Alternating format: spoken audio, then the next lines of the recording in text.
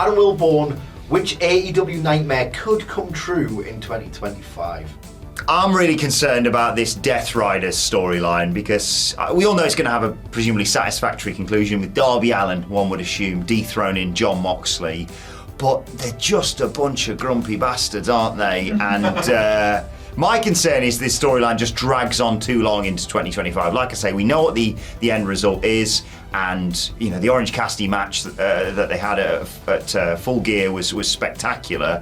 But there is a sort of presumption that the next few challengers that go at Mox, as much as it is going to be fun to see Hangman Page or whoever it is go after him next, we all kind of know it's not going to change hands for quite some time. And the danger is, because that's dominating the conversation across AEW, you know, Mox and his gang have come in to shake things up and fix AEW as they see it, is that it sort of overshadows any surprise, you know, pushes or rises of people that you may not expect in 2025, or people like the Hurt Syndicate that the fans are clearly getting behind. I think there is sense in having this big long-term storyline akin to sort of dethroning the tribal chief and getting rid of the bloodline and taking back control of AEW and what have you. But your danger there is you get into sort of February, March, April, May, and it hasn't happened yet, and people are just, this isn't just heat because we want Darby Allin to finally dethrone you. This is, go away, I'm fed up of you bitching and moaning every single week about people not achieving their potential when you're just clearly holding people down. I think they can create something great out of it, but the danger is if they don't decide on a definitive point, I'd say probably in the first half of 2025, that fans will just get sick of it, and you may lose even more of the fan support and viewership that they've seen dwindle in 2024. So a nightmare that I think could come true in AEW in 2025, well, it involves titles. Yeah, more titles to be more specific, because I think AEW has enough. It's got too many already. But knowing this company and just knowing wrestling in general right now, I just feel like it's only a matter of time before they add something else in, like maybe a women's tag team championship or a hardcore championship thing, because there's that much chaos going on backstage, which, like, let's be honest, the women's tag thing could be cool, but I don't think they've built any women's tag teams up within this company at all, really. So it'd just be get another belt for the sake of a belt. It's not a division that needs a belt because like they're demanding it or anything like that. It'd just be maybe just a response to WWE just getting their own Intercontinental Championships, going, okay, they've had a new belt, we'll add a new belt. Yeah, I get it. I get the appeal of getting new belts in there because you can promote them. It's a new big thing, it's a new shiny thing, and like it just brings eyes in and there's excitement for like a little bit. But if there's no long-term plan for these belts, they just become pieces of tin that people carry around the dressing rooms and the shows, whatever it is. And that's what it's become in AEW. Like, we introduced the trios belts, we've introduced the Continental, the International title. Like, they've all had the moments, don't get me wrong, they've all had like little spells where they felt really prestigious and like, okay, that's quite a good belt, but it's so hard to maintain that many different belts. And another issue I've got with it is early on, like when AEW first started, like the big thing for me that made it really enticing and I really enjoyed it was the fact that there were only a couple of belts. It made them all feel special. It made it feel like, okay, only a few people get to be champions in this company. It's a really rare and special honor to be a champion in this company. And as they started adding new ones and new ones and new ones, now everyone's a champion, and now it's weirder if somebody's not holding a belt because it's been normalized. And title belts should never be normalized. It should be the absolute pinnacle of the business, holding a title. And it's not felt that way, so I would prefer if AEW reduced the belts in 2025, if they combined, let's say, the international title with the world championship, and then you can have the lineages of both those belts together and just make it feel prestigious that way. Whatever it is, just don't add more. I've got a bad feeling. You probably are. I can see you, Tony Khan. You're going to think about adding more belts, and there's going to be a stupid hardcore title as something as like an homage to the past, whatever it is. I know it's coming, but please don't. We've got enough belts. We've got too many. Just throw them away. Just throw them away. Just take them, steal them off people. When they're not looking, steal them. They won't miss them. They probably don't even know they're holding them. Just get rid of the belts. Get them out. So I originally had a different answer to this question, but listening to Phil's inspired me to change it up a little bit. My nightmare for AEW in 2025 is that nobody performs a Zack Sabre Jr. and takes away Tony Khan's Twitter account. This has gone on too long, my man. Like, I like the little braggadocio displays and like him kind of being a message board poster and acting out and all this. Like, I kind of like it when he gets into a little bit of beef on Twitter, I'm not going to lie. But one thing that I think he is absolutely guilty of is listening far too much to the voices on there that do not have the product's best interests at heart and are only there to start noise. I think that we just had a recent example this week, right? Ricochet and Claudio Castagnoli. It was last week at the time of recording in the Continental Classic. We all had a good laugh. They were bald, the referee was bald, so everyone chanted bald forever. Having a great time, blah, blah, blah, blah, blah. Probably a lot of fun in the arena. But you know who else was having a lot of fun in the arena? It was WWE fans in 2019 punching a beach ball around, not paying attention to a single thing that is going on in that ring. In this situation, the only thing they cared about was the bald heads. And look, bald community representation, good. That's great. But at the same time, that represents this is not my point, by the way. It was made on Twitter by someone who got slaughtered for it. And so I won't put their out there so they get even more. But that represents a complete failure in the match of achieving its goals, right? These people are not paying attention to it. They're chanting bald forever. They don't care about Claudio. They don't care about Ricochet.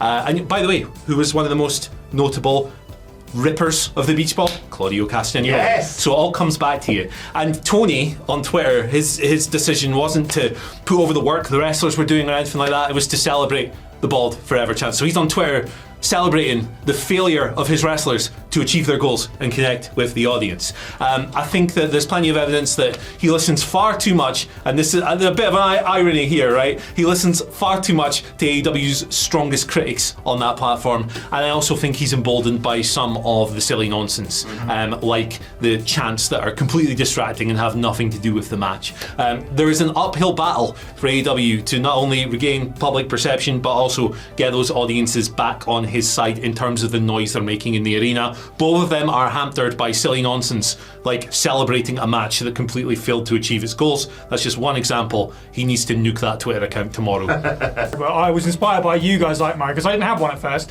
but listening to yourself, Wellborn and Sidgwick talking about the likes of Chris Jericho re-signing or the Death Riders taking up the main event scene, I think, yeah, the further problem to be continued from that is that younger talent might start to leave the company and you might lose maybe a pillar of AEW. I don't know who that could potentially be.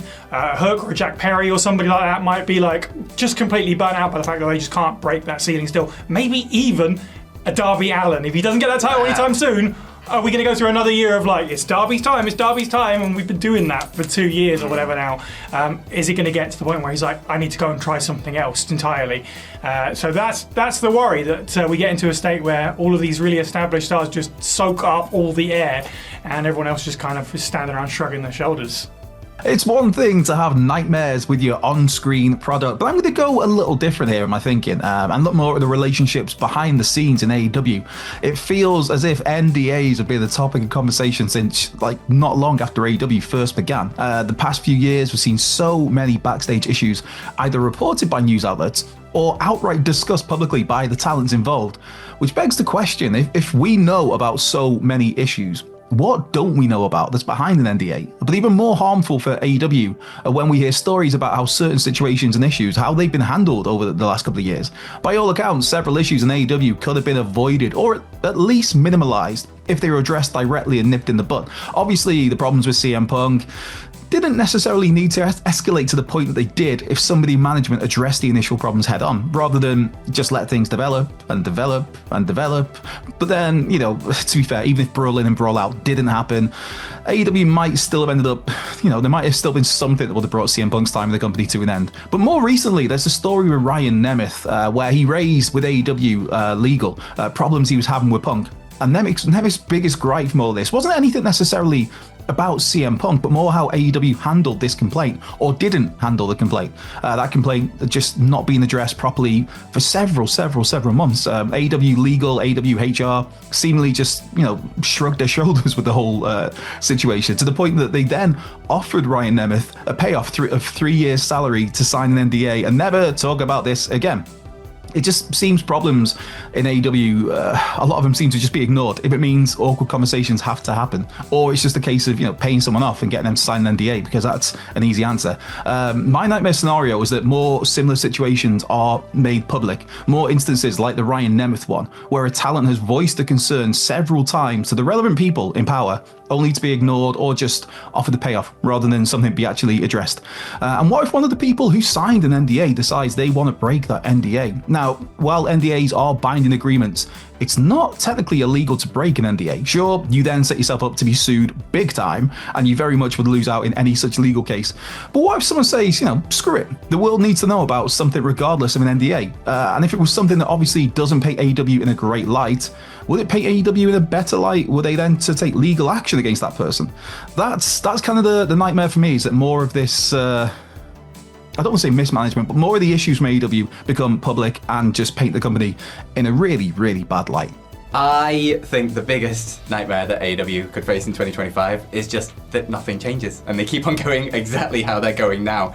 There's obviously problems within that system somewhere, like there's reports of kind of chaos things backstage. There's obviously been fights and balls that have been very well documented across the years. Storylines that kind of fizzle out and don't really go anywhere, like wrestlers pushing to get their stuff above other things. It seems a little bit chaotic, and it doesn't have one person driving it in a good direction like it did back in the original days. So the biggest thing for me personally is that just nothing changes, and they just keep on going as they're going now, expecting things to be fine and work out, and we just keep on seeing slowly dwindling ticket sales, slowly dwindling the views on TV and things like that, and it just keeps on going, and no one ever really steps up to make the change, to be the change that it really desperately needs, to take control and actually guide it forward somewhere better, somewhere bigger, somewhere where it has been before, and we know it can be again. It just needs that guiding hand to take it there. And so the worst thing that could be happen is if everybody just sits there and carries on like nothing's wrong, like everything is normal, and we just keep on doing what we're doing. Everything's great. And nothing changes. And that would just be sad. But it could come true. I actually think WWE might sign him for reasons I outline in another video due to drop if it hasn't already. A nightmare that could come true is that Chris Jericho is in a contract year and AEW re-signs Chris Jericho. It's almost consensus among the people who really care. He will pop a quarter hour defying narratives, Chris Jericho, he will. But to the people who really care and the people who ultimately want to shape your product around, Chris Jericho has outlived his usefulness. Chris Jericho has done everything that there is to be done. Chris Jericho is also a little bit washed, as the kids say, and he is relying on shortcuts and plunder. I shouldn't have to lose my sense of violence. I shouldn't be desensitized to big special violent matches because Chris Jericho needs them to appear somewhat passable these days. I also think one of the big root problems with All Elite Wrestling right now is that it feels like there's a feckless culture just courses through the veins of the promotion. It feels like wrestlers can get their ideas across, and Tony Khan is a little bit too timid and feckless to say no. This has been a story across the entire history. I think he really needs to get that out of his system. I think he really needs to change his mindset as a promoter and as a booker. And I think not only would you not lose much by Chris Jericho, who's his sort of advancing star who, he might get you a few goals a season, but he's kind of impeding the progress of someone who could get you 25. I think it would be a big and well overdue symbolic gesture of, you get it on merit now. It doesn't matter if you're a star, it doesn't matter if I'm a bit feckless or if you have my ear. Things need to change, and this is the big symbolic, see you later, you haven't been cutting it for a long time, I need people who can cut it. And it's just this time. People have runs. It's nice that AEW gives jobs to people. It genuinely is. I mean that with all of my heart. He's got about 5 to begin with. He's a millionaire before he started in AEW. You don't have to mourn Chris Jericho, and god damn it, wrestlers cannot and should not be in promotions for their entire lives. Get rid of them. So, AEW nightmares that could come true in 2025. I don't personally think this is a nightmare, okay? But I like to be a man of the people. I like to put myself in other people's shoes. Sometimes I like to steal other people's shoes just to see what will happen. But I can, given where things are at the moment, I would imagine that if Shane McMahon Shane McMahon was brought into AEW, it would create, I think it could work two ways, but it would create such a fuss and such a furore that you'd probably get 50% of people, me, cheering it on, and 50% of people saying, no, we should do this, and it's terrible. And sometimes I wonder, because AEW is trying to rebuild and restructure at the moment, maybe we just need goodwill from the fan base at the moment, as opposed to trying to draw a line down the middle and have A fight B and B fight A. I mean, I kind of think that if you are trying to increase your viewership, your numbers, your gate attendance, you should just throw some risks at the wall and see which one sticks. And again, from a purely selfish point of view, never in my wildest dreams in my living days did I think I'd see a McMahon in a non-WWE company. I just want to see what that looks like. I mean, how much say does he have? Does he work backstage? He's just an on-screen character. Who does he marry up with in terms of storylines? Do we keep making ha-ha, wink-wink, nudge-nudge jokes? Which of course is going to set some people off too. But maybe it works. That's the other thing. Crazier things have worked. Like, I'm sure there's been things we've done in the past. This isn't the same at all. I'm just throwing a name out there. But maybe when we brought in Mike Tyson in 1998, people like Mike Tyson, maybe Dennis Rodman in 96 or whatever it was. Now again, there's a celebrity status level there. But sometimes you can do mad things in professional wrestling which do spark something, it triggers something, and all of a sudden you're back to where you want to be. But I still think it would probably be a nightmare for some people. And I think there are people watching right now that will have heard me say that and be like, how dare you even put that out there, you bald son of a ditch, which I completely appreciate. But I am an agent of chaos. I am a fan of Dr. Robotnik, so I think Tony Khan should pick up the phone to Shane McMahon and say, Shane O'Mac, you're in. Mine, listening to everybody else's, is kind of an outcome of the bigger picture problems that a lot of people have discussed, and indeed people have been discussing for getting on 2 years now about the wider problems with AEW, is that All In moves venue. We've already seen that happen with Grand Slam Australia. It's moved venue from Wembley Stadium to a smaller stadium in Dallas, so that in itself could be viewed as a bit of an optics defeat. I think in this case they've done the JOB to Coldplay maybe, but like nonetheless it was still being presented as not just a big show, but finally AEW had their biggest show, and if for ticketing reasons AEW is going to have to like shrink that event, it wouldn't just be about not having a stadium event in 2025. It wouldn't even just be about not being able to like present the visuals of AEW as this hot wrestling company, this amazing challenger brand that has managed to carve out a space that for so long was just dominated by one. It would be yet another damaging optics defeat. We talk about every problem with AEW on this channel, but like I think it was Sidgwick that mentioned it, but like a lot of them are related to PR, and specifically like the PR battles that they lose, not just with like lapsed fans or casual fans or people that came into AEW when it launched and then decided just to disappear, but right within that wrestling bubble as well. They're losing them all the time at this point, and the idea that you lift away one of the few things that AEW should very proudly wear, by the way, the ability to run a stadium once a year. It's something that awful man Vince McMahon acknowledged in kind of the mid-2000s, that we can't need to put WrestleMania there every year. It's a bad look if we don't. AEW deserve like endless credit for what they did at Wembley in 2023, like a great deal of credit for what they still managed to do at Wembley in 2024 and what they'll hopefully do again in 2026. What a black mark that'll be if in the middle of that it's in 2025 when they kind of have to make that awkward transition to like a smaller venue in Dallas or something like that, as they have done in Australia. Hopefully not, but it would just be like the latest of many markers that like business is not returning to that 2021 peak anytime soon.